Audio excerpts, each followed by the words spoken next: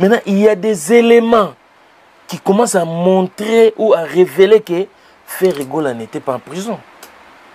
Le numéro de crew, parce que moi j'ai voulu entrer en contact avec Ferregola. Na sali ba recherche, na louki partout. Na ba numéro de téléphone il faut appeler. Et bah qu'on a exigé il y a des numéros de crew d'abord. Il a fleuri bah que Hervé Gola batterie numéro de crew mais il vient de sortir lundi à 6h selon Bango. Mais ce qui bazan un numéro de crew et côté la rappel ko soit maté que au faire azaki na prison et là que ça que faire azaki na prison ça numéro de coup nangai 470657 faire ego la pesi numéro de crew si ko papa Rolls yom to sokola déjà maboko orozongo que vérifier ce ça réellement numéro de crew wana ou soit le ko sokola maboko orozonga susute est-ce que numéro de crew faire ego la pesi biso eza lokuta to eza solo. Et j'aimerais poser une question pour ou contre Viezak na organisation et communication et martyr. Héritier na décembre ça album ya Sika ya Rumba. Et nayoki et là moi héritier le bio nanga s'appelle singa héritier le bi. Na remarqué depuis na bisa album nanga Rumba ça fait 2 ans yango yo. Non na moni album monté ko longo lango. En termes album Rumba, je suis d'accord. Na album Rumba récent ou Ebimi. Après, album Rumba et Héritier. Parce qu'après Héritier na BBC Rumba. Buna filé. Na BBC album Rumba. Miel des sons. Na BBC album Rumba. Ibrator. Na BBC album Rumba. Déplique. Peut-être bon, quand on est dans le BBC album Rumba. Alors, tout le monde compare au moins que Mouto Longo l'Héritier Zate. Parce que, ah, on a déjà confusion. Album Contrôle, les albums sont en 2018. Ah, tu sais, que l'album est sous héritier, il y a Rumba, c'est en 2020. Tu sais, l'album Rumba, est après, tout le monde album Rumba, est l'album héritier. Oh, tu sais, tu as un album. Non. Na rosa feature na muto azo dénigrer drapeau ya Congo. Il est réaliste, les messieurs. Et il n'a pas fait ça, mais bazo crucifié PKK. Yonga na toute une question. Soit ça la featuring wana, soit ça qui plutôt soit ça clip na époque wana au débordage au clashé Fali. To bibi sonyo tout ça na kanane débordage clashé Fali. Congolais mo ta CP na part bateau baza a éviter ka congolais. Et puis faut tout la bien sur makila ne pesa ba congolais. Les gens n'étaient pas d'accord avec ça. Bah ivoirien belé gout baza contre des Bordeaux. Et à combien plus forte raison héritier Watanabe Azala pour des Bordeaux. Moi j'avais loué les gestes et j'ai loué les gestes des héritiers Watanabe. Et si Gozali Gogan, tu as mon soutien, moi je crois na ma kamolobi et puis je crois na bonne foi na yo. Eric Deko. Ce qui héritier ça qui featuring on à l'époque et plutôt clip on à l'époque au débordeur au finga Fali. Tonga to suka, tonga to lobani. Tonga to baki héritier à lingara Fali te tala ko tazo entêté des Bordeaux. Mais le monsieur n'a pas fait ça bien que le producteur n'est pas ivoirien David Monceau. David Monceau peut to yebi que yena Fali ba kabona pété na ndenga bienté. To réfléchir ça ka. Il n'a pas déjà. Parce que même il y a mon héritier sur la PC micro à tout nier. Point de vente au Tchagina Congo. Et ça ni pour na CD na et puis ba chiffre ça nini, il aura du mal à expliquer ça. Mais en termes ya Roubeta Nakin héritier album ne beti makasi. Donc année où ils ont sous guerre puisque ils appellent guerre mort de loyauté mais ils appellent guerre loyale parce que Rumba ya Fali, album Rumba ya Fali, na album Rumba ya héritier au lobby qui yazo ya kolongo l'album na. Tout la bango sur terrain. Tout la bango sur terrain. Et c'est les mêmes héritiers qui nous annoncent les stades des martyrs en décembre cette année. Chanteur. Je l'ai dit toujours. C'est un bon chanteur. Ah, bandi muna kitoko. Mais depuis que nous a sorti un album qui n'a pas marché. Un album où il connaître flop même la vente. Un album qui n'a même pas une chanson référence à l'album. Un album qui n'a pas un tube. Un album qui n'a même pas une chanson où ils attendent à 2 millions de vues na YouTube. Comment cet artiste se retrouve nominé parmi artistes francophones indépendants? Nominé sur base de quoi? Na critère nini. ça laisse à désirer. Batbolba qui na ligne des pliques tété boy puis ça la vérité. Nzembouni ni bien OK, il y a des plus boy qui bougé Afrique pour ba nominer na Harp Awards aux États-Unis, qu'on pas je crois ils en États-Unis. Débat monsieur ezali. Pour nani ni ba warrior ba ça ba fan virtuel. Et si quoi et comme défi pour na bateau ba robeta stade na sima. Bateau ba robeta stade na sima fali. Boroyo robeta ngo avec bâche ou borobeta na format ya wenge muta comme na pelouse te. Menga na rosengela bine pa fali. Tant ba bâche roya et comme ba bâche fali akpesa ngo don na mboka. Olingyo beta stade bâche yango wana. Bateau banga ba beta na sima, pour réfléchir des fois. Parce que sauf fallait beti stade wana na bâche, bateau batoni na bâche. Borozana excuse d'autant plus qu'il fallait aye na babache. Donc bateau ne soit beta stade na sima, il faut boire na babache. Bateau si ba s'annoncer au beta stade héritier Watanabe, Didier Lacoste, faire na moni ba fanatique na bazo booster babi papa beta pe stade. Donc boy ba babache fallait sombi wana ezapona bien la musique à Congo. On doit mettre un concert dans le stade. Bash wana fallait repérer sango don na République. République on doit repérer sango artiste ou l'inga qui est dans le stade. Zoa bash qui ne bête raison exacte. Fallait battre au lingete. Non, c'est méchant ça. Comment on ressemble à bash? En plus il y aura penga idée non repérer ça. L'agence Kimia Shipping au Canada. L'agence Kimia Shipping au Canada, toujours prête et à votre service. La solution, c'est l'agence Kimia Shipping de Canada et adieu nos petits soucis.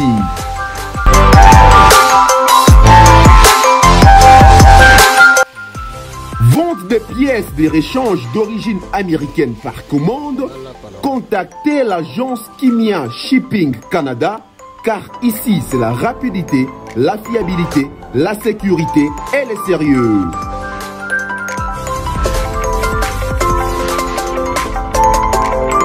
Fret aérien et maritime en toute sécurité. Pour l'envoi de vos colis et marchandises, Congo-Canada, Canada-Congo, par avion ou par bateau, contactez l'agence Kimia Shipping Canada.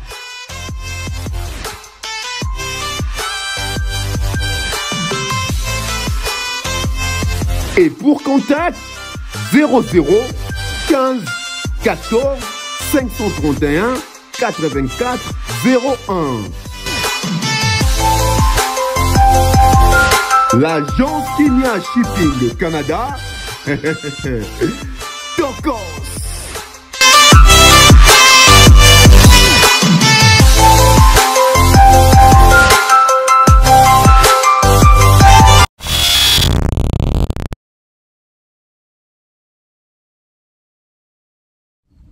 Dimanche à Kinshasa, bonjour, bonsoir.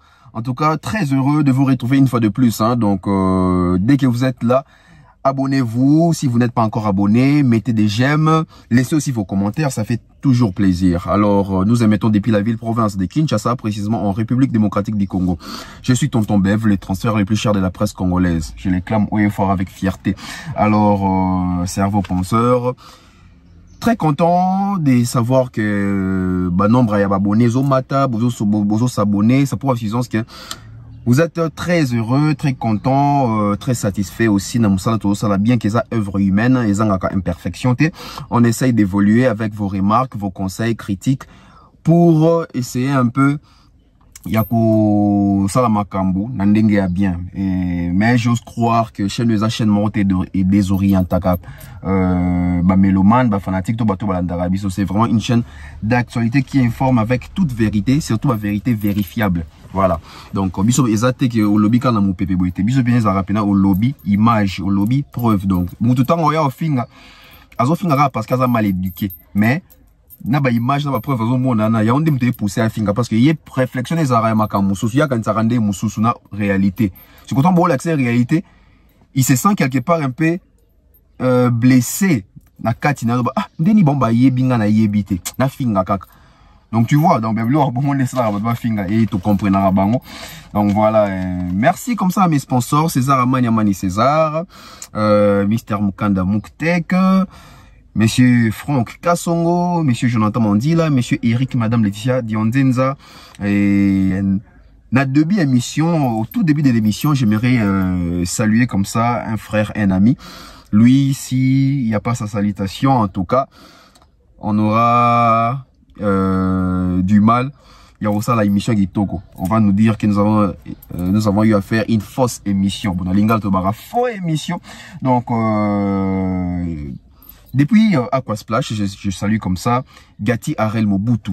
Gati Arel Mobutu de la part de Tonton Beuf, le transfert le plus cher de la presse congolaise. Donc, émission de Jebongi pour Komonus en Akati. Voilà. Aujourd'hui, au menu, plusieurs sujets. On va parler des binafilés, on va parler des Héritiers Watanabe, on va parler des Ferregola, on va parler des Fali Poupa et d'autres. Donc, j'espère que tout ok nango bongo. On va aussi parler des dépliques Pomba, il y a nuance. Je commence avec Bunafilé. Bunafilé, tous nous savons que c'est un artiste très talentueux, un artiste unique. Sa voix n'a jamais existé dans Ndenge Pena Makamwa musique Nabiso, dans Ndenge Pena Barumba. En tout cas, il faut aussi le dire. C'est quand même un artiste oh Mimi Pelo Romoro Yasika, la musique Nabiso. Un très bon artiste, surtout qu'il écrit aussi ses chansons. Yemoko, donc il est vraiment inspiré, hein, Bunafilé. On va parler de lui, Bunafilé. Bunafilé, depuis un certain temps, Tobi Kabisonio sur Bunafilé, tout solanam. Bunafilé, tant qu'on l'a pas Fabregas, puis surtout que c'était les grands amours entre Bunafilé et Fabregas. Et subitement, comme ça, tout le monde dit que Bunafilé et Fabregas, les courants ne passent plus. Bunafilé et Fabregas, les torchons brûlent. Les chats et la souris. Les chiens et les chats. Qu'est-ce qui se passe? On ne sait pas réellement.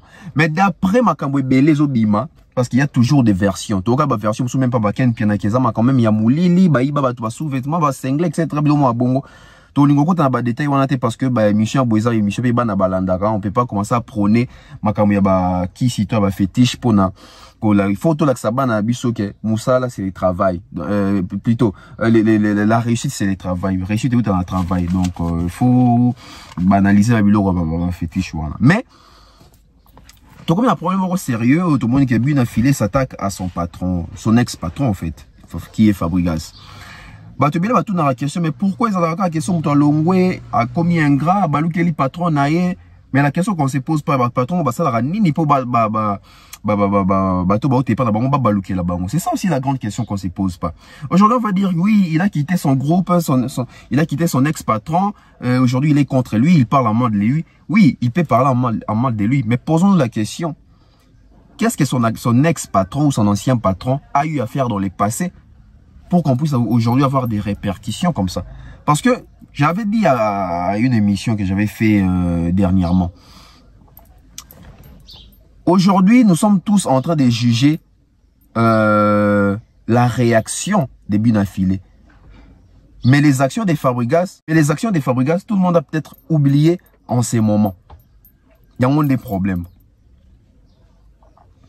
Bunafilé déçoit la population congolaise, au Bayambi, Bapessi Mato, Bapessi confiance. Bunafilé déçoit les mélomanes de la bonne musique. Bunafilé déçoit les villageois et Sikaouta. Bunafilé déçoit les grands leaders de la musique congolaise au Bapesaki confiance, au Bazo Pesaye Sikanae. Bunafilé déçoit Fali Ipupa. Pourquoi Fali Ipupa? Au cours d'une émission chez Popol Mopassou, la Fali Ipupa, Tango Alobi que Batounie question, les lona rumba prébi nos hommes dans une génération actuelle aux Oya. Premièrement, écoutez, Moutouka a fallu citer Bunafilé.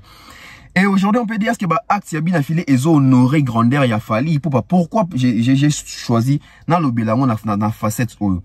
Aujourd'hui, Bunafilé a un soutien à Fali pour pas monier plusieurs fois Fali pour pas plutôt monier une fois Fali pour en photo, mais on aura plusieurs fois Fali ça la même mois année, je crois vidéo anniversaire. Fali attendre à commander dans mission, etc. Ça l'aura bien. Et puis ça là qui va Warrior et Belépé. Base en a regardé sur Bunafilé. Mais quand on parle des Warriors, c'est pas seulement des Warriors à Kinshasa, c'est pas seulement des Warriors à Congo. Fallait avoir des Warriors un peu partout en Afrique, pour ne pas dire peu dans l'Europe ou des Warriors à Fali pour Bazali. Mais tout le monde a dit que des Warriors et belé ou qui pendant comme polémique, tout le monde a respect, tout ça. Tout le monde a Bunafilé au cœur et à scandale que Bunafilé a commis un point à rechasser fanatique. Oui, dans ces pas une émission Bunafilé, c'est un Franck Stemay. L'autre juge bien affilé mais tu es bien fanatique dans le bas qui n'a bien affilé ni peut pas bien affilé kanda. Mais seulement le col à tout monde qui a ngoté tu recondamner automoni. Mo qui les a bongo. Tu recondamner geste automoni a bien affilé parce que tout le monde qui vit geste est fanatique. Bien sûr bien affilé mon qui geste fanatique à ça qui y a moi registre qui bongo. Mais le col à clameur public tout le monde n'a pas ngoté, les gens vont plus s'attarder sur bien affilé. Voilà pourquoi j'ai dit plusieurs fanatiques il a fallu pour pas bako mon qui moutongo fallu pour pas a Eli Bisso a présenté Bisso comme étoile montante, il y a musique congolaise, petit mot respect, a fallu pour pas respecter, etc. Mais comment ça se fait que si Kaouti, bah, car il y a langage, manque, il y a respect, à l'égard, il y a patron, il y a cal. Les gens ne font pas comprendre les polémiques derniers les cas. Ah, mais bah, toi, on a facette de mon sous. Voilà pourquoi moi j'ai dit, il faut tout aider à artiste, vendre l'image na bango positivement. Qu'on vendre image positive, et ça karaté vendre image positive na kin. Tobo sa marama kin, tu es communauté des ali. Mais à l'extérieur, pourquoi à l'extérieur? À l'extérieur, on est tourneur bayaka. Les autres ont souffert d'un problème avec producteur. On n'a pas des producteurs pour la musique na biso. Un tourneur sérieux, à roya ou baby sambo mon été. Non, bête ali solo dans 4 émissions, tous ali. Donc, il faut paramètre en son akouta lango. Il faut paramètre en son akouta lango. C'est quand on le banine. Kende fali. Ajeta va faire un habit affilé et Matissi et ma fout en moutou. Et comme si un moutou m'a cassé, comme si c'était têtu. Là, on ne sait pas, je ne sais pas les dire. Nous sommes en train d'analyser. Mais, et ça peut la loi morte plexi bien affilé à répliquer na bataille qu'on va attaquer. Parce que ça peut moutou, ça peut na fanatique, ça na famille, ça na ban, ça na employé. Il pas olingate ba sakala nae parce que les lois sont responsables, elles ont assumé ba responsabilité nae. Mais autour des bien affilés, il y a plusieurs problèmes. Autour des bien affilés, il y a le succès actuellement. Autour des binafilés, il y a des chansons qui jouent. Autour des binafilés, il y a des productions un peu partout où ils jouent. Autour des binafilés, il y a l'espoir aussi de cette jeunesse-là montante, il y a musique Nabiso. Mais autour des binafilés également, il y a des problèmes, il y a des polémiques, il y a des distractions. Pourquoi j'appelle ça distraction? Binafilé, en voulant qu'on ait des distractions, recours dans la guerre na Fabregas direct, ça va faire en sorte que Fabregas puisse réussir son jeu. Parce que Fabregas est en train de jouer un jeu. Oh, j'ai un Fabregas a besoin de résultat ni azan nango besoin. Fabregas a besoin de résultat et de visibilité. Azan a besoin de résultat. Azon de la succès n'ending azan qui ne bando bete masoni na communauté chaque émission miniature à Fabregas endo zangate. Mais aujourd'hui aller faire des tours na ba chaîne YouTube et ça il y a ba chaîne pro fali, ba chaîne pro ferré, ba chaîne neutre ndé ba tout bara. Pour moi na ba beti so Fabregas que Fabregas azongi na polémique. Comme c'était ces filles quand même à l'époque quand Fabregas mandou tiens na miniature et Fabregas azan a posa image naie à soigner au souci parce que les lobatu babi image à Fabregas les lobatu et belé ba pesa Fabregas connotation il y a un artiste hypocrite na confirmant ngote na bien nabi ezan ndenge batu ba pesa image wana aujourd'hui même les artistes au ba kana Fabregas c'est surtout ni borbo sabino que Fabregas azara hypocrite communauté na biso ebele ba tout ba komo lo ba Fabregas azara hypocrite et bah geste tout bah acte biso Fabregas a posé ka et zo be ma biso na moi réalité on a remona que Fabregas réellement ça hypocrite. Pourquoi? Parce que on a même vu Fabregas a senga fali pardon mais quand il revient souvent mon que na ba émission na ça ramener a tiré pe fali en ndambuli sous. Qu'est-ce qui se passe? L'artiste azo aidé bisoté to longolé na équivoque wana o bato ba que Fabregas ça hypocrite. Apparemment artiste azo aidé bisoté to comprendre réellement que bato bakabonana e bazana raison to ba ça hypocrite. Mais c'est pas ça vraiment but à Fabregas. But à Fabregas c'est ali bien affilé à côté de la distraction. Pourquoi? Parce que aujourd'hui Fabregas a compris que en termes de succès actuellement batoizo beta ba conseil banzi on wazo yo kana bien affilé à l'équipe Fabregas na minute o na koyo kana na bafle na ko beta même ba production. Tout le bango vérité. Tous on mona mutakufi miso azate tous va aveuglete. Chaque chose a son temps. Et Fabregas, vous pensez que quelque part ils ont dérangé été. Il s'est dit, oh, mais on a pas un niveau haut. Comme un commis. Et surtout que, basé en guerre, bah, il va aller basé en froid. Basé en froid. Et comme il y a au fin, va commis na baninga. Et comme il y a au benga na fanatique, il y a moussousou. Et ça, la propreté. Polémique, moro, il y a niveau moro, il y a c'est quoi. On a vécu la polémique, il y a Jibena Wera. On a vécu époque, il y a polémique, il y a Falina Ferry. On n'a pas connu Babilo Waboueke, Koubengana ba fan, Kofingana ba commune, etc. Ils en a sens, au fait. Moi, je pense que, bato kout ba yala biso système à polémique, on ba saliango bouete, to ba salango bouete. Alors, pourquoi les feux est déraillé, tina, point O? J'ai aimé Thierry Mombaya, grossiste, na PC Mbote Sikazali Pharaon, Mr. Fallo. Na PC Mbote Sikazali. Il a dit, il a soulevé, et là, au moins, ils ont pris une importance, ma casse. Lelo, bien affilé, azobake Fabrice Asila. Fabrice Asila, Fabrice, tant qu'on a succès, à profiter qu'il dépend ton anda, quoi, son maman pangou, lelo, Fabrice, il se retrouve avec rien à Sili, il n'a plus de succès, voilà. Mais, Mombaya a soulevé le quoi, Fabrice Asila, est-ce que bien affilé, a réalisé tout, ça la lecture pour Nanini Fabrice Asila? C'est ça les problèmes. C'est bien de dire que Fabrice Asila. Mais est-ce que bien affilé a réalisé pourquoi Fabrice Asila? Parce que ceux qui bien affilé, il y a compte en a quatre, pourquoi Fabrice Asila? Et qu'on me mène à angle à réfléchir que Fabrice Asila, Fabrice Asila, pour, aïe, babanzembo bien. Fabrice Asila, pour, à Betaya Mado. Fabrice Asila, parce qu'à côté de la distraction, on a polémique, pour ces pays, ça va congolais, to bakino, au balingaka polémique. Et, tout en oubliant que bateau, wana, bateau, bakino, wana, to congolais, wana, ba mimar bateau na polémique. C'est son bateau, ba consomaka musique na mayuya, ba consomaka musique na illégalité. Et à bateau, ils ont qui moninga na zu musique yé passé qui ba tindele na téléphone. Ils ont mouto ta kotaka à télécharger. Ils ont mouto même pas na compte premium na Spotify. Ils ont mouto même pas na téléphone Android pour kota YouTube. Et bien affilé, soka continue erreur au Fabrice Azagi nango, ya ko linga ko tika na ba polémique. À quoi na piège à Fabrice parce que comme déjà quoi à mouké na piège à Fabrice. Pourquoi quoi na piège à Fabrice parce que battu belé ba changer déjà discours na bango à l'égard à bien affilé ba lo bani ba baké bien affilé ton nom mo malo mais aza impoli aza ingrat au monde qui échangeait déjà batu liso bando tali la yo bien affilé et Fabrice ba nous ba comme PC raison comme quoi la musique a comme ça que leader en a raison ceux qui poulain na kala longwe pour yaza leader en a raison. Et les lots battent bien comment ça Fabrice raison qui est bien affilé, orgueilleux, arrogant, impoli, insolent, ingrat. Donc bien affilé doit éviter à côté na erreur ou na sinon et comme même la chute. Les lots Fabrice sur les plans continental, il y a pas photo il y a bien affilé, Fabrice comme ici vendu sur le plan continental, na Côte d'Ivoire, na Cameroun, etc. En Afrique quand même, Fabrice a yébani ko les cabines affilées. Et ceux qui bien affilés au côté de la distraction Fabrice, car il y a un souka qui est en Afrique, où il y a un Madonna, bien affilé dans nos salitudes à succès en Afrique. Dans nos salitudes continentales, Fabrice, c'est ça la tube continentale, il y a Mado. Bien affilé dans nos saliangote. Alors, quand on est dans la concentration, dans les temps où, le polémique, kala, na quand Fabrice, on a qu'on évite, on a des missions, on a qu'on boyango. Mais ni ne sait que les lois pour comment plonger dans Katiwana. Parce que Kaba les ali, il faut pas étouffer yo, ba sala tout, ba chrétien ba dénigrer yo pour yo landa bango. Moni muto za succès sur taliboso. Il faut ka ba bengi atali sima botan ozonga be muto azaki na simane a comme liboso. Il faut faire très attention. Distraction. Izamabe. Il faut faire très attention.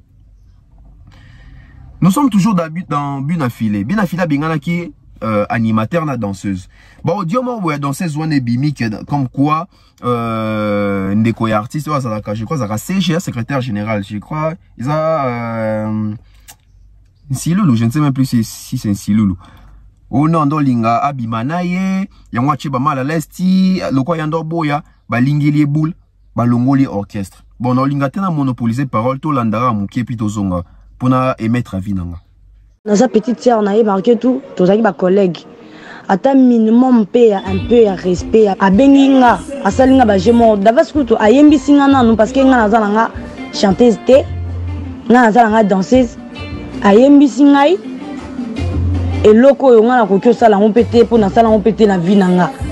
Mais il y a Sali Singango, par rapport, il y a Bakanda nae, Mama Kamune, oh, il y a Zanango, il y a Yemoko. À côté si biso nango la place ayoki likambu aya kotuna biso atunité ayemba moko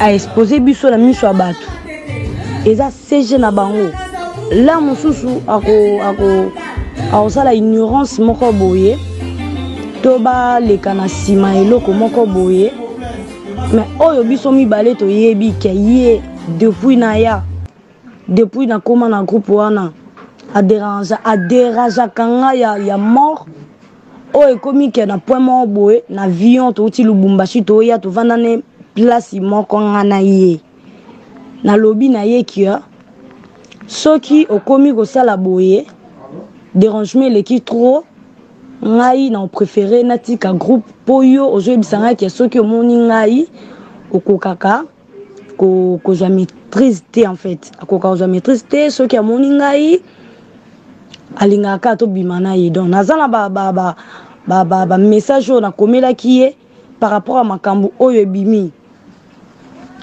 bakoki kolatisa eloko moko boye eza yango te bazotiango le contraire kutu ye kutu nde CG ye naobeta c'était trop ye CG ye matango aosala bongo ye moko oyeba te ke ye moko na moto liboso azopanza groupe ye moko moto liboso azopanza ngo donc inutile kuta oloba makambo ebele ye moko kuta alobaki yango déjà jour wana ke nange tu napesa bango mbongo ya concert nyonso te babeta me napesa bango ndambo kasi ndambo yango wana yango afilmaka yango bino bomonaka te oyo etikali na nsima bomona te niksheta bon wana mpenza nayebi te me nga bafuta yanga mbongo nanga peut-être tokoki obeta 10 concert to 5 omwa bafutika ya moko to mibale oyo etikali ana etikali wana pema nayebi te me nga bapesanga so bapesinga mbongo na ngai oyo bapesangaka ya mokie wana maroke to batisaka banyongo nyonso te mpo nde nauti Lubumbashi boye baconcert nyonso tuna oyo nabete na kini na oyo nabete na balubumbashi na bamboka oyo tokei nazwa yango te bapesinga yango te nazwa yango te donc wana mpenza nayebi nde te nayebi te so basala pa bato mosusu nga mpenza wana nga te. Voilà, tozongi na bino. J'espère que bino boyoki. Bon, on a bien le bataille, ceux qui ont le kuta, tous les solo. Tant que dans ces enseignants, car pour on a besoin pour créer CG Likambu ou soit Pegos à la solo. Mais toi, ça conseil. Aujourd'hui, moi, je l'ai dit toujours dans la musique congolaise, même pas dans la musique congolaise, donc dans la société, surtout en Afrique. Aujourd'hui, quand on a un certain pouvoir, et on doit savoir canaliser ces pouvoirs-là. Toute autorité vient de Dieu, mais ces dieux-là ne nous donnent pas l'autorité pour nuire aux autres, pour en profiter likola batu mususu. Nde balobaka liboko epesaka ezaka na domination ya liboko zozwa. To profiter te na kaya ba faiblesse ba ndeko ba koluka misala pembe na biso po to abuser na bango surtout so baza basi to so eza mwasi mutu aza mokonzi angi abuser na mobali o aye koluka musala pana. Eza biloko mo photo condamner. Et biloko bongo esala mara mingi na ba entreprise. Surtout le quand on met dans la musique et ça mara mingi pe na milieu musique. Parce que les lots musique eza business. Qui dit business, bien entreprise. Na ba entreprise na biso remarqué ba artiste na biso ba chara bandeko na bango. Na ba poste o ezake directeur marketing, directeur sogi artistique, secrétaire général, etc. Nos artistes, vous savez aujourd'hui on va nous poser des questions nous culturels, nous chroniqueurs, nous journalistes. Pourquoi la musique congolaise, industrie musicale, les arts au coup, etc. Mais musique industrie musicale, il y a Congo et ça la mandengini tandis que les artistes bango moko bazana en ordre té bazo mais ma entreprise na bango en bonne et difforme était ndenge senga tondenge singela au moins la mutaza artiste azana onan attaché de presse nanga attaché de presse aibi okomate tokena conférence de presse n'entend comme artiste tokena conférence de presse artiste mongo ba l'exception jomo ou attaché de presse quand des alarmes comme ba question comme ça, batande ba sélectionner. Si comme la question est ça que biso to komater ça que oh le attaché de presse à comment il fallait voir. On se retrouve avec une personne bâtie attachée de presse à ebi kokomate, à ebi comme français té. On se retrouve avec attaché de presse moro à ebi ko s'exprimer en français té. On se retrouve avec directeur marketing à ebi le français té. Directeur marketing à ebi ko calculer té. directeur marketing aza na carnet d'adresse te. Ba entreprise na biso sito ba orchestre eza bongo. Pourquoi? Ba leader biso balingi ki ndeko trop na makambo musala. Musala eza musala bocha bato basengi na ba poste wana. Kocha ndeko to boite na kozana na bev officiel petit frère nanga ayebi ko filmer. Na kocha wana po ayebi ko filmer. Eza te na bev officiel petit frère nanga ayebi ko filmer te na che wana nanko po eza entreprise bor ya entreprise à famille. Non. Et mingi bandeko na biso nde ba abusaka na ba misala na biso. Peut-être leader kuta ça se comporter bien. Mais ndeko loko yebi ke zelo ko ya moni li pasité, yezaka ke ya zo sala ya ozo to le ka sala ye a mon mbongo na facilement et a commis ko abuser si qu'on a ba travailleurs. Ba harcèlement sexuel etc. Et ça biloko photo déplorer en to condamner en fermement. Fermement. Alors, on a bien affilié, on a un entourage, il y a artistes tout congolais.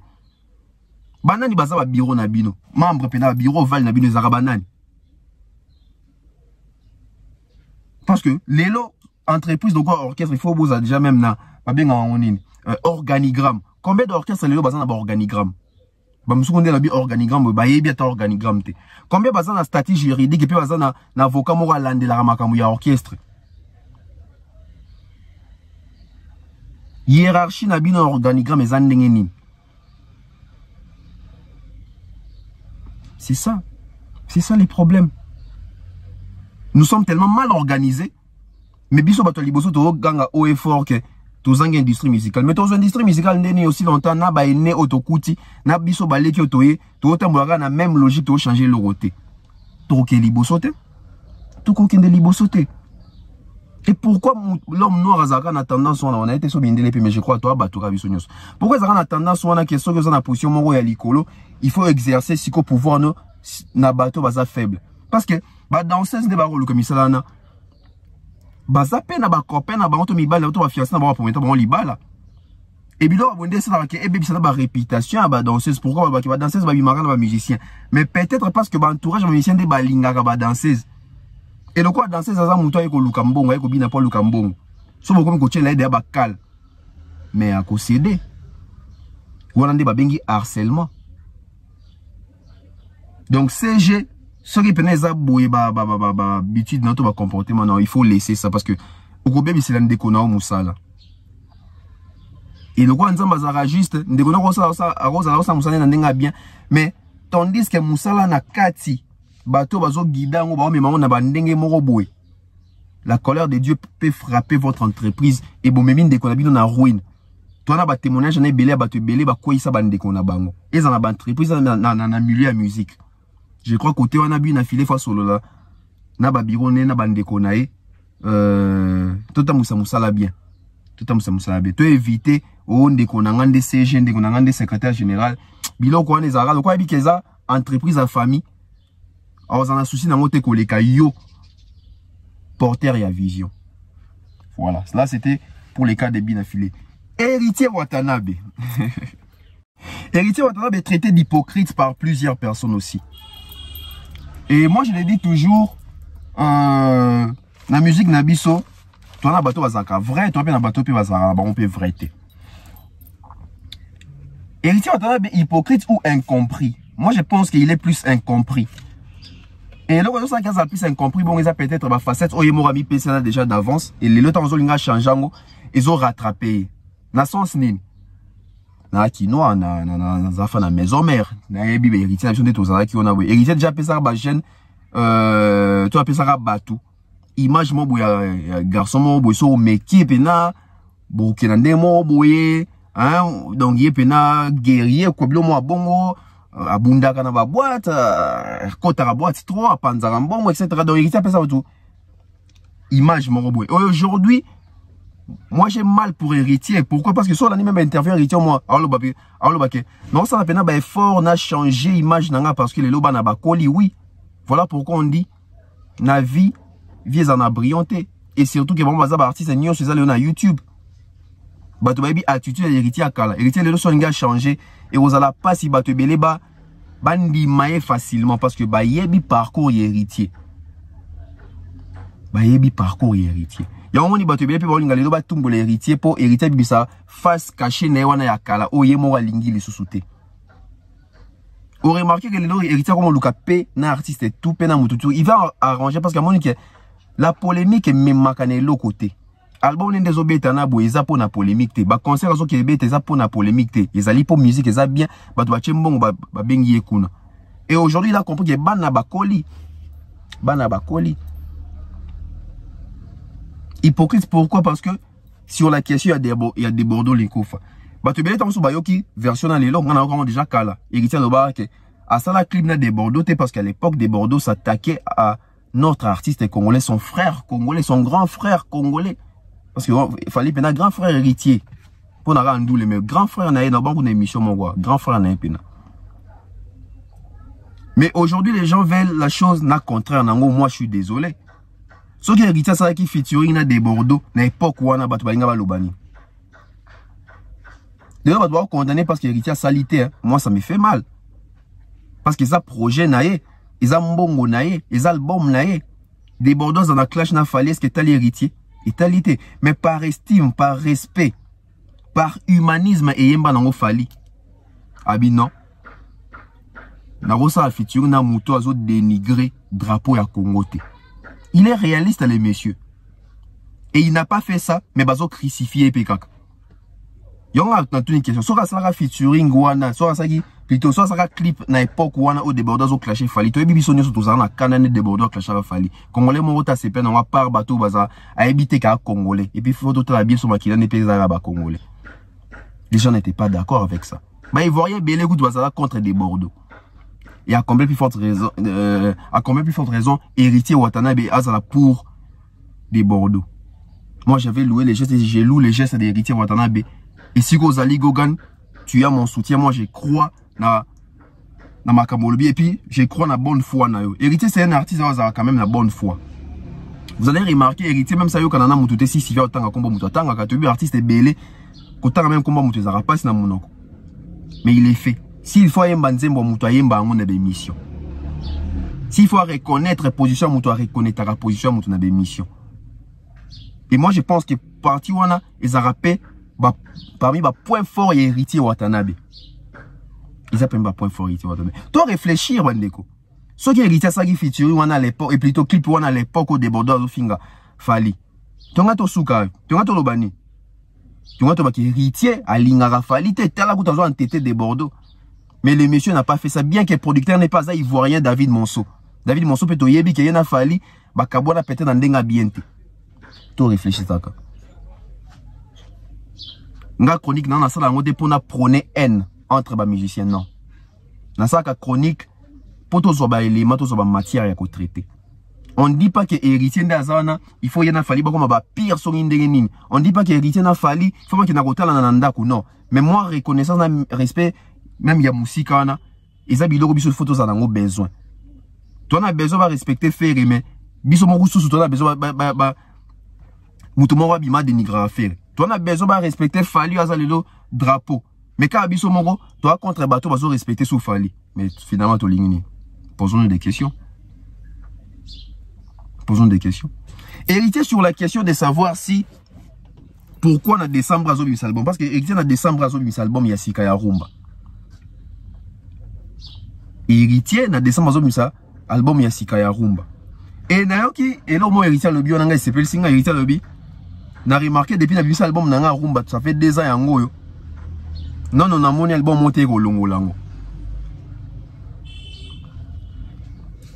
En termes d'album rumba, je suis d'accord. L'album rumba récent ou Ebimi, après album rumba et héritier. Parce qu'après héritier n'a bimi si rumba, bina filé, n'a bimi si album rumba, miel des sons, n'a bimi si album rumba, Ibrator, n'a bimi si album rumba, déplique. Peut-être bon quand on est atteint on va bimi si album rumba. Alors toi on doit comparer moi qui mouto longo l'héritier zaté. Parce que ah on a dit que ça a déjà ma confusion. Album contrôle les albums est en 2018. Ah tu mets ton solo qui album est souka héritier, il y a rumba ça en 2020. Tu tangi album rumba ou est après, tout mon album rumba ou le album héritier te. O achete mbata album mango. O achete mbata album mango. clavier en wana o cheka tembe atanga album nini rumba o ebimi après album rumba héritier Watanabe elongoli album rumba ya héritier na marché ezate ni déplique ni binafilé ni brator ni miel de son bon on dit album album rumba et héritier a compris que ngamo fona zonga sur studio on a rolongola album nanga. Mais tu sais que quand na année oyo héritier tant que baki faut l'album na il faut y makasi parce que na année oyo ils a année aussi ko et tozo occasion que album il a fallu à rumba na album héritier à rumba écoute na sur les terrains. Pourquoi je dis ça?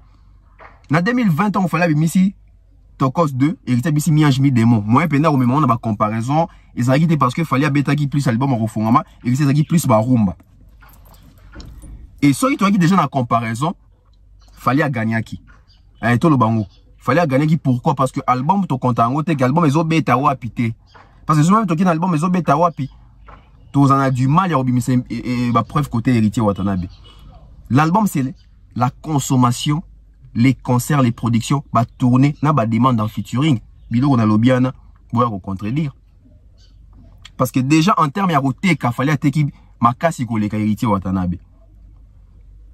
En termes, il y a même pas nomination, il fallait sur la nomination belé, collègue héritier Watanabe. En termes, il y a tourner, il fallait qu'il y ait tourner, héritier qui tourner dans noté. En termes, il y a production, il y a cachet élevé, héritier comme il a caché, cachet élevé, il fallait Betty Libanté, 1 million de francs CFA, etc. Vente en ligne sur Spotify, etc. Tu y a résultat kuna.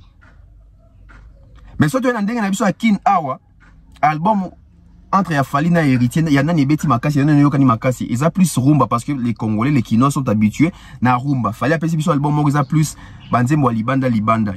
Un très bel album, mais ils ont plus à caractère à consommation Kinois. Et héritier, ils ont bêté en qui les athées pour sombier, mais ça pour pirater, na loba en déjà. Parce qu'il y a même héritier sur la PC micro à tout nier, point de vente au Tchagi na Congo. Et ça, ni pour na CD na et puis ba chiffre ça nini, il aura du mal à expliquer ça. Mais en termes de Robert Tanakin, héritier, album ne beti makasi.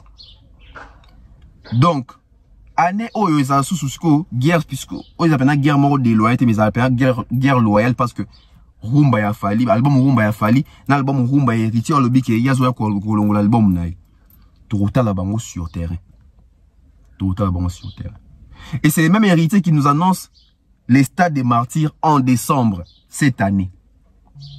Donc après Fali Poupa, artiste Zoya Robeta Stade, héritier Watanabe. On va développer ça. Non, mais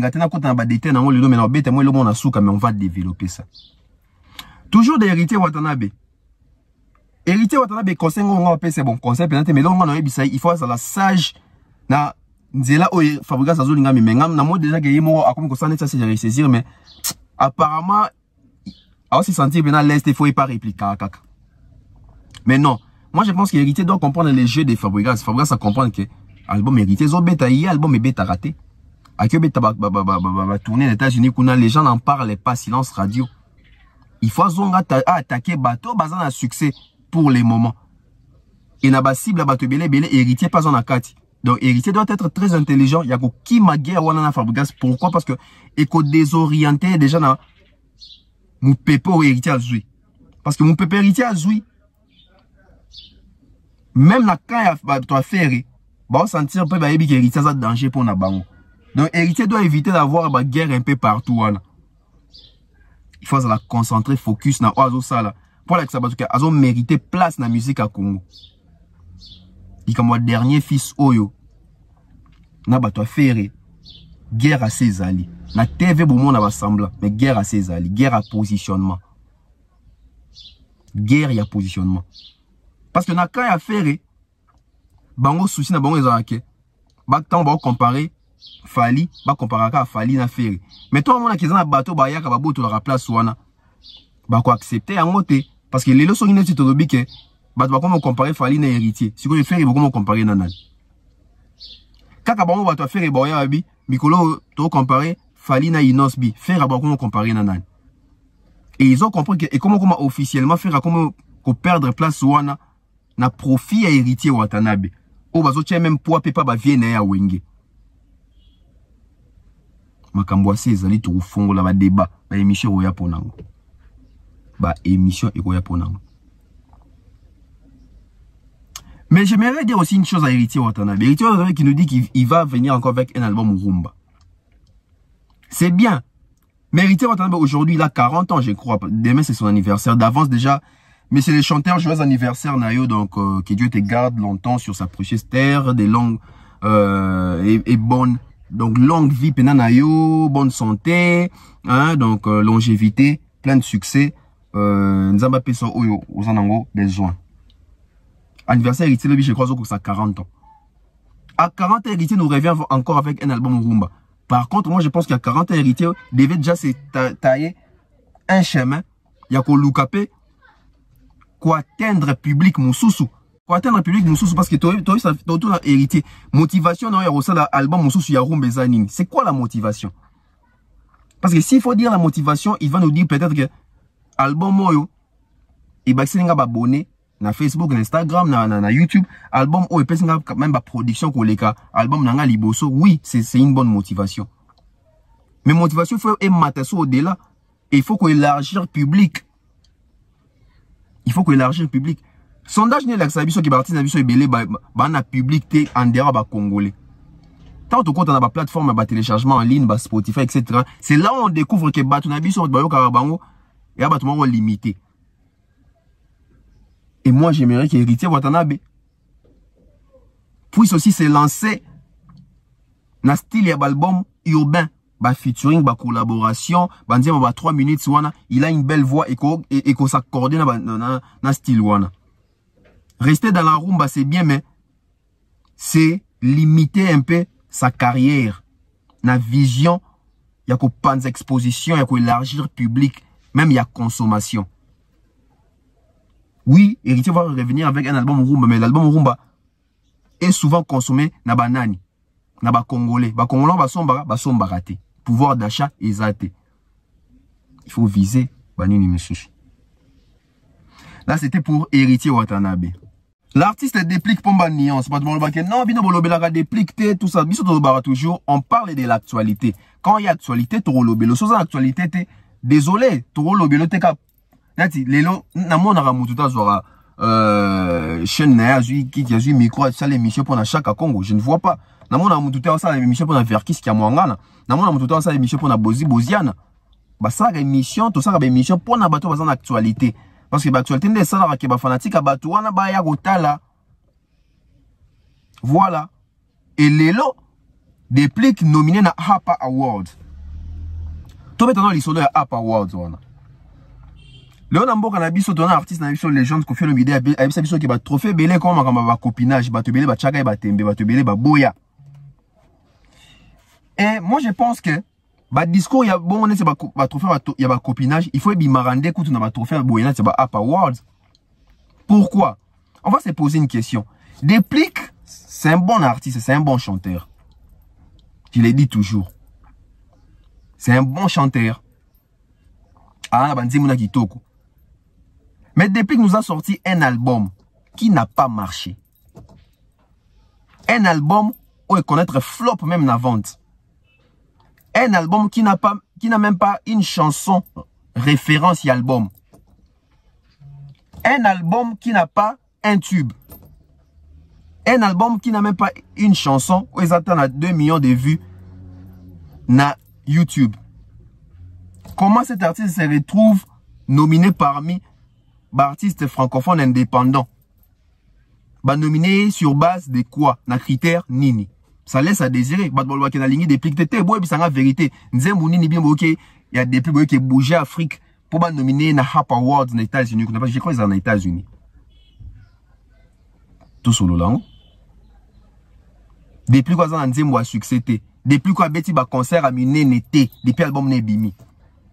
Parce que toi qui m'envoie, quand on a depuis qu'à l'écran na TV, ton a émission, ou la bête à ma solo, l'album na bête à plus ma solo et à batou. Même les méchants, il est conscient que l'album n'est simbité. Comment il se retrouve ici? Il se retrouve ici, comment? Mais tu sais, on a Congolais, le quoi, de Congolais, votons Déplique. Ouais, votons Pomba Alliance à condition congolais, trophée na na Congo et ça la biso bien pour la musée na biso, surtout pour la culture na biso. Mais la question que je me pose, depuis à combien qu'on a nini?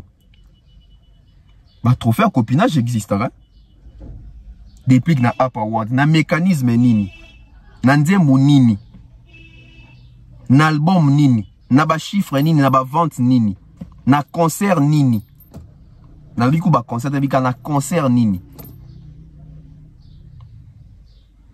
Réveillons-nous. Réveillons-nous.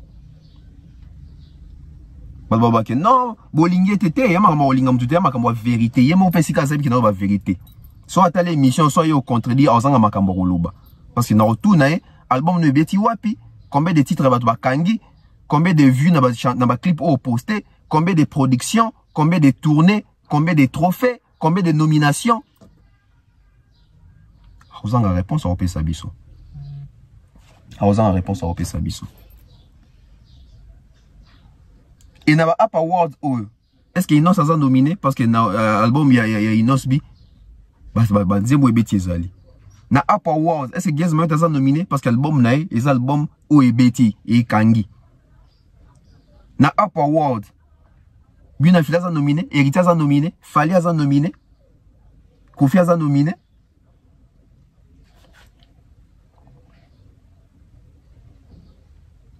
Déplique à Komikuna Ndengenini. Bon, c'est un artiste, mais ça ne nous empêche pas de faire ça analyse sur Yé. Donc, allez voter. Les fanatiques de Déplique, allez voter. Je crois qu'ils sont beaucoup de la page. Il y a mon artiste en l'acceptation de Nico voter. Et que ça va bien. Parce que App Award, on a bateau, na Congo. Ah, je crois fallait pas en Congo. Fallait pas en App Award. C'est Léo. Imaginez-vous, c'est Léo en App Award. Les Bogards Capuchino dans la App Award. Nan soit dans la App Award. JDTP je crois dans la App Award. Je crois qu'ils ont moi Bango ou bazan. Héritier ou attendez pas dans la App Award. Bon, ils ont trophée. Babo a raté et ça l'a bien mon boy. Fali Poupa au stade. Déjà hier Fali Poupa a mis le feu na UK. Fali pour acheter moto pena kuna en Angleterre, dans Manchester, fallait exploser. C'était un festival, Summerfest. Fali pour vraiment mis le feu, donc la particularité il a fallu pour pas l'on a moins battu comment le cava fouillant, fallait aboyer un festival. Bon, mais c'est mission mon fallait aboyer un festival ou bien va chroniquer au bois un festival, mais ça va émission ou bien au bois qui va festival. Biso souci na biso avec au beta ba festival, beta capé ba concert qui n'a capé tourner ça là carré complet au fait. Ko ça la ka angle moroté. Biso souci na biso on a triangle on a coquille sango. Concert, festival, tournée. C'est ça. C'est ça. Parce qu'aujourd'hui bah on reprocher Fali festival ma beta ba concert na ba festival. Et on remarqué na festival à Fali. Je ne sais pas si on fallait ça exprès, mais toutes les chansons fallait à Yembaka et Zabatube. En tout cas, voilà, je empêché de le monter. Je suis fier de cet artiste. Nzembo nenyo so beta o senti ba public bazo yemba. Na bibi nzembo nyo, c'est nzembo fallait zo yemba ba tale boy. Chanson Fali c'est peut-être les seuls artistes congolais où on a ba concert naé azana temps ya repos parce que ba kabola micro na ba fanatique. Il chante avec ses fans et Fali sait faire des chansons qui touchent les fanatiques. Ba quotidien ba fanatique to ba doit ka ba Fali, c'est comme si ba se retrouver dans comme Fali yembaka. Et c'est ça aussi la force, il y a un micro. Hein? Parce que tant que tu as un micro, on est sûr que tu as un côté bateau. J'ai dit bien toutes les chansons, il fallait elles en a concert dans un festival, soit un micro comme feedback. Artiste a mission des arbres, qui avait un festival, dans sous deux chansons, tu as un banem, tu as un petit canal, tu as un boya. Et on a souligné qu'il fallait que tant que tu as un micro, tu as un nama banga. Les gens retiennent même les dédicaces. Et c'est que j'ai remarqué que parce que nous avons toujours constant dans le concert nous fallait à Betaka. J'ai remarqué que Fali Poupa c'est la pièce maîtresse. Il y a combien à Fali Poupa. En même temps les messieurs ils chantent, en même temps les messieurs ils animent, ils dansent en même temps. Et voilà pourquoi dans le bango toujours Un artiste professionnel doit savoir se déplacer sur scène, doit savoir canaliser son souffle. Au moins, il a fallu essouffler dans le podium. Et ça passe. Alors que, azo anima, azo bina, on n'insalouke tout. L'animateur a fallu quelque part, ça rappelle à l'aise. Hein? Pourquoi? Parce que la chanson dans cette émission a fallu, et a fallu mon mouton anima. Donc, azo léger, moi, dans un micro, azo animé, azo bina. Et nous, ça a plaisir, c'est que pour perdre souffle, vous savez comment souffler. Et ça passe si tu es artiste, monsieur Belé, soit Matisse sur scène, soit Banika ko bouger carabo. À combien souffler. Et regardez l'enchaînement. Aussi longtemps, bah tu n'as pas robina. Tant que silika tant imo taka brrrr, to ba kati boy. So ka ipsika Arnaud ba beti, nzemo mususu. Ta mort exaté. Ta mort exaté. C'est une équipe oyo et yebani en fait. Fallait les lois professionnels et je crois que mental wana professionnel inculquant au tinaba artiste na o accompagner gaé. Bota la rapidité hein. Ayembi nzembo rumba tant si nzembo rumba koti na nzembo ya moi au fond. Tant si nzembo au fond abeti chanson dansante akati bozoni na rumba azo pe maté et puis azo lembate azo se souffleter. Toujours souffle. Ça pour la suffisance que à maîtriser ma ça fait 16 ans quand même. À son expérience wana. Les artistes doivent apprendre. S'essouffler sur scène pour un artiste. Ils ont maman na faille. Même si ils ont essoufflé, il faut que l'artiste, qui a combien essoufflé. Il doit savoir gérer souffle naïe. Il fallait que lobby. Ils ont là ça déjà que la stade ils a yakufungwama. Affaire bâche. Ouais, fallait assomber la bâche. Ou soit fallait assomber déjà ma bâche.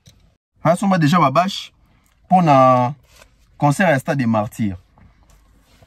On s'est posé tous la question, est-ce qu'il fallait habiter un format au Wenga à Betagi na stade que pelouse muta kotate. Apparemment fallait habiter nga pe fona beta stade. Ndenge ba vière kala ba beta stade, ndenge pe biso pe na quartier de beta stade wana ke pelouse fo bato bazala. Parce que connexion à public fait ça là. Il fait ça que artiste dans la carte dans le centre dans le podium et batu tout bana ba gradin kuna connexion za penza bien té. Fallait ça pour sa connexion on a fallait mais ça na bongo connexion na public.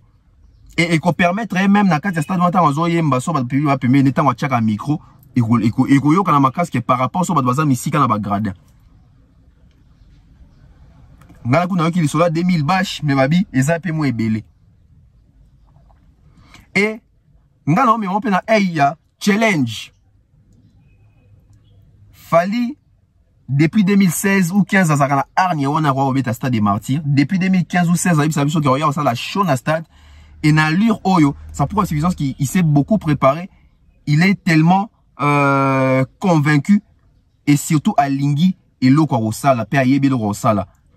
Pour le même na niveau ya robimisa mbongo ko somba bâche pour ba kanga pelouse wana pour ba telema wana ba fanatique a fali football que ça fali que tokoya ko sepela biso pe photo ko taper na histoire ya musique a Congo bato ba tondi sa stade wana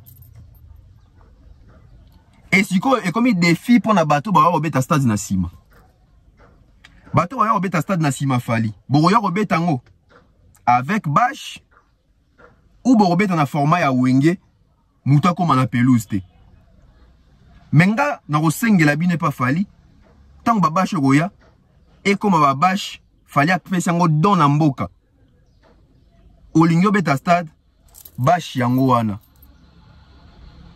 bato banga ba beta na sima bo réfléchir des fois parce que sauf fali a beti stade wana na bâche bato batondi na bâche. Bon, excuse d'autant plus qu'il fallait aller na babache. Donc, bateau ne soit pas au stade Nassima. Il faut boire na babache. Bateau ici, s'annoncer au bêta stade. Héritier Watanabe, Didier Lacoste, faire un amoni va faire un tic, n'est pas booster, papa bêta stade. Donc, boire babache, il fallait à son biwana. Et ça, on a bien la musique à Congo. On ne peut pas concert dans stade. Bache, wana fallait au sango don na République. République, on peut sango artiste ou l'inga qui est bêta dans stade. Zoa bache, qui est bêta, raison exacte. Fallait battre au lingette. Non, c'est méchant ça. Comment on ressemble à bâche? En plus, il y aura pas idée dans le PSO, à Zora Kabila en République. artiste ni so beta stade eza ya falité pour comme raison te que eza ya falité fallait aller na ngwa pesi yango don na rebinda apesa ambulance na Goma apesa pe bash comme don pour na ba concert beta na kati ya stade bozo bash bo beta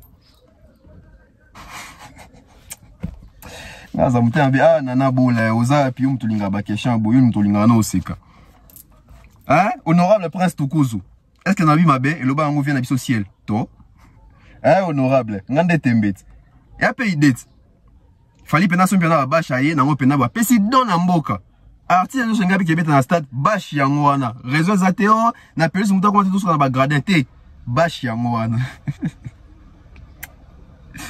honorable prince Tukuzu vient na Mandalelo donc mon vieux Mandalelo donc cerveau penseur anga mon vie appétit na c'est vraiment la famille mon grand frère Mandalelo Gati Arel Mobutu est-ce que na vie mabe Mama Flo, est-ce que non sur la faux?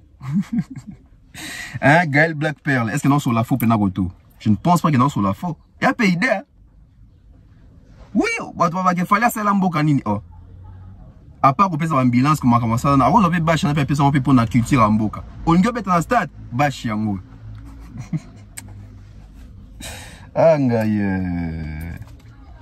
Débat monsieur Ezali.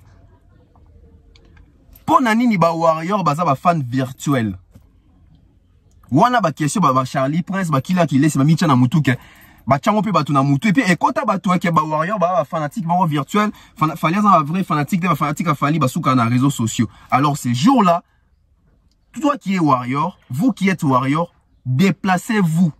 Venez honorer votre artiste pour que ce débat-là ne puisse plus avoir lieu parce qu'on vous traite des fans virtuels, vous n'existez pas pour eux. Donc c'est l'heure de faire la différence. Toi qui es warrior, en tout cas, mobilise-toi, motive-toi, ça là, cotisation. Au jour où vous pouvez batouana, les contraires. Vous pouvez pas biso ba auto défendre bino les contraires. Peut-être que défendre bateau baza virtuel. Donc jour où on a bino de bopé sa réponse parce que fali, batbando c'est la réponse à fali appeler déjà réponse il y a ekoza la boye. A pied bino ba bacha. Ba warrior bien pas critiquer bien ba ke boza ba fan virtuel fallait ça ba fan virtuel malgré boton ça Bercy mais ba tout sous mis sur zalagité na 2020 bon to considéré ba wango en 2018 c'est en 2020 c'est en 2020 ba tout sous quoi mis sur zalagité bon to même ba wango kasi to même wango ba warrior manifestez-vous ba avec boza virtuel bo la que ça ba wango ke boza virtuel té. Voilà. Et j'aimerais poser une question. Pour ou contre, viezakle na organisation et communication et martyr. En tout cas, moi je suis pour. Nga po na za pour. Beaucoup appellent l'espace commentaire. Boza pour ou contre viezakle za na makambo fali o. Parce que moi je pense que viezakle a mais ma pena action est bien, a mais ma communication bien parce qu'il maîtrise ana carrière à moulay na makambo o. Et surtout que Aza les seuls journalistes au bêta stade peut-être dans le monde n'a évité de vérifier. Donc Aza na maîtrise sur ça. Viezacle donc. Moi je pense que vous méritez vraiment cette place là et j'espère que vous allez faire des bons choix une fois sélectionné, une fois vraiment sélectionné officiellement par Fali et Poupa. Il faut vraiment intégrer aussi les personnes qui réfléchissent avec des bonnes idées au sein de cette équipe-là pour mener à bien ces grands projets, ces grands événements qui aura bel et bien lieu le 29 octobre à Kinshasa au stade des Martyrs. En tout cas, n'hésitez pas s'il faut contacter des personnes qui réfléchissent. Nous allons réfléchir autour de cet événement, autour de ces sujets qui restera historique. Mené par un maestro de votre rang. Viezacle, les mots là, donc, et ça la biso pena bien. Ferregola, enfin, liberté et bimi derrière la version audio. Ferregola, liberté et bimi en version audio. En tout cas, j'ai écouté la chanson. Très belle chanson, pas mal, comme toujours. Ferregola mbara bien, Moutorobo yangwazate, Ferregola mbara bien. Et namoni pena ba choix à texte et salami a bien et instruit a bien. Artiste, il garde toujours sa voix. Donc, le coup les Aradja, on Nzamba ça. Et ça les pena bien. Félicitations à Ferregola. Très belle chanson. Et tika jusqu'aux promotions. promotion ezala makasi ba golo bolingo na distraction bo aider artiste bo sunga artiste bo l'accès bolingo na bino soutenir l'artiste asali yango po na bino a remercier bino bato bozalaki na pasi tango ye pasaki na pasi o bo compatisaki na ye et j'ai aimé na couplet moko asali wana a mentionné penza patrimoine ya musique na biso partie de salinga pena bien moko boy quand j'ai écouté atangi Wendo, atangi Grand Calais, atangi Franco, atangi Taboulay, Papa Lutumba, atangi Emenea, Papa Wemba, je crois, atangi Wenge, atangi Quartier Latin. En tout cas, na sepeli pourquoi? Parce que d'abord, Kolnyo Sowana ou atangi, artistes congolais tout bon se retrouver na Kati. Donc, tant à remercier, ou tant à vanter comme Wenge, on voit même ba Fabregas na Kati, ba héritier na Kati, etc. Et tant qu'on a inventé le quartier latin, on voit bah Montana, bah Soleil, même bah Fali. Donc, faire rigoler, reconnaître que la musique, même bah Fali, bah ça, bah dans le quartier latin, parce qu'il y a pas les cas dans le quartier latin. Donc, c'est aussi une façon de faire ça, la clin d'œil, na Koffi Olomide. Quand tu as la CP, mais c'est quand la CP, que la chanson est trop longue. Pourquoi faire une chanson de 6 minutes pour, dire moi, il y a liberté? Et jusque là, moi, je pense que Ferrego là, non, on continue à bien vision, on peut se vendre à l'international. Ferrego devait faire une chanson où il faut mémailler la connexion même na public moussous, na cible moussous sur le public. Parce que déjà, il faut dire même en Afrique, parce que la majorité des africains, il y a des mélomanes africains qui ont la musique congolaise. Bah, tu belé bazar qui peut intéresser dans ma prison Ferrego, ça qui peut buster. Alors, il fallait chercher à créer leur mot et quand ça y est vraiment na bango, na ben moko. Pourquoi pas faire une chanson à 3 minutes? Pourquoi pas faire une chanson à 3 minutes? Pourquoi aller dans les 6 minutes? Pourquoi faire une chanson longue?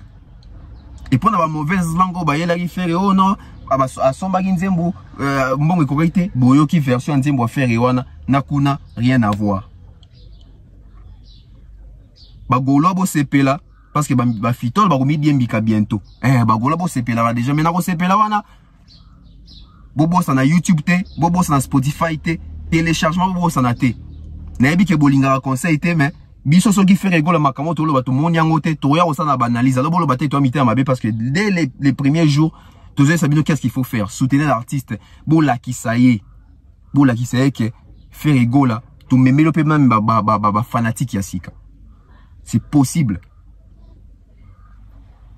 Et na kati wana faire rigoler message yandeni à côté de la prison na makamon de komeli apparemment moi falsification moi ils en a katiwana la vraie version notre qui ont pas parole sans une réponse na yo il y a numéro d'écrou faire ego la pesi numéro d'écrou na katanze moi ya bon qui n'a pas parole faire ego la pesi numéro d'écrou si ko pas parole yom to sokola déjà maboko heureusement que vérifier ce ça réellement numéro d'écrou wana ou soit donc on se prend ma beaucoup au rozonga sous-souté. Est-ce que le numéro de crew fait que la PC biso eza lokuta to eza solo? So eza solo c'est que faire azagi na prison. So eza solo c'est que pas parole c'est ba investigation na azana ba indice et il faut lo bali faut zonga lisusu a de sokola maboko zongi la dossier.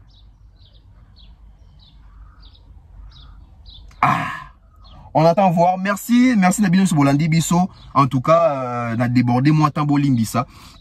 Tout ça dimanche. Merci à toutes les personnes Valandi. Abonnez-vous massivement. Activez la cloche de notification pour ne rien rater. C'est Tonton Bev, les transferts les plus chers de la presse congolaise. Donc, dédicace spéciale comme ça à Amour des bébés, Amour Anissa, hein, Ida Lomboto, Ida Clarisse, Sarah Bouanga. Je vois comme ça, oncle Chico Mocheni, hein, oncle ya ba jeune, oncle ya tonton Bev, oncle ya Never Bogarbo, vraiment bonjour. Viens dans un mandalé, on appelle si Mbote, honorable prince Tukuzu, hein, donc, Ngande Tembet, honorable prince Tukuzu, je vois comme ça, maman Flo, maman Blondine Efenge, maman Diane Malika, maman Marceline, maman Néné, la Pession Mbote Siko Zali, je vois comme ça, Alfred Ndelo, Antonio Dacosta, hein, Rich Bikoumou, RK, King Push, Danny Flash, Gianni Pembele, Benji Bernard, 9 Pro, là il y a beau quitter les lots, Hassan Juma, Herbezo là from Cape Town, hein, Blaise Bomi Congo, là il y a beau quitter, il y a un problème, awa, hein, non, on a un problème, Eliezer Ndundu, Nek Ndundu, Prince, Benji, Benji Bernard n'a qui déjà. Gianni Pembele, Stéphanie Mac n'a pas je ne sais même plus aussi. Stéphanie Mac, Anissa Cardozo, Nouch Mawete. En tout cas, vous êtes Bélé Boulandarabev officiel. Continuez de vous abonner, continuez de partager. Ça l'Arabie au plaisir, mon robot. J'aime tant vos commentaires, tant que vous s'abonnez à Kawana. Et ça l'Arabie bien, mon robot. On se retrouve très prochainement. Activez la cloche de notification pour ne rien rater avec la Bev officielle. Bye bye.